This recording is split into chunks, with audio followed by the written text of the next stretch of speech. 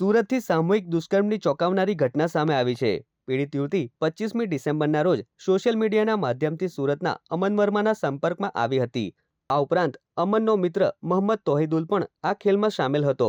તોહિદુલે પોતાની અસલી ઓળખ છુપાવી પીડિતાને પોતે હિન્દુ હોવાનું જણાવ્યું હતું અને પોતાનું નામ રોહિત ઉર્ફે તુષાર હોવાની ખોટી ઓળખ આપી યુવતીને વિશ્વાસ જીત્યો હતો.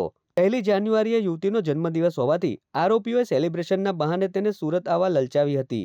યુવતી જેવી સુરત ખાતે પહોંચી કે તરત જ આરોપીઓ તેને શહેરની વિવિધ હોટલોમાં લઈ ગયા હતા. યુવતી પ્રતિકાર ન કરે તે માટે તેને સતત નશાકારક ઇન્જેક્શન આપી બેભાન કરી દેવામાં આવતી હતી.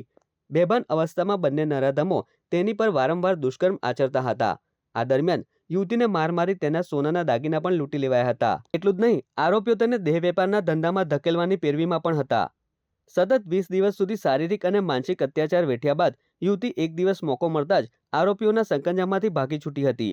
તેણે પ્રાથમિક રીતે કોટામાં 0 નંબરથી એફઆઈઆર નોંધાયા બાદ કેસ સુરત ટ્રાન્સફર કરાયો હતો. રાંદેર પોલીસે ત્વરિત કાર્યવાહી કરી 21 વર્ષીય અમન ઉર્ફે સાગર અજય વર્મા અને 28 વર્ષીય મોહમ્મદ તોહિદુલ ઉર્ફે તુષારની ધરપકડ કરી હતી. પોલીસે બંને આરોપીઓને કોર્ટમાં રજૂ કરી 2 દિવસના રિમાન્ડ મેળવ્યા હતા.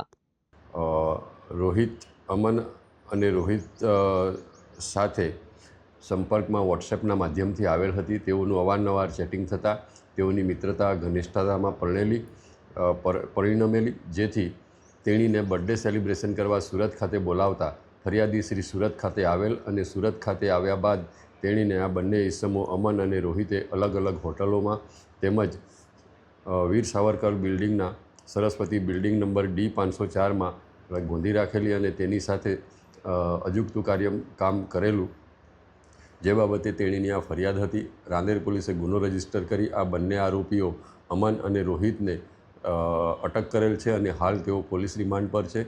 અને આ બંને જણા મજૂરી કામ તેમજ હોટલમાં કામ કરતા ઈસમો છે.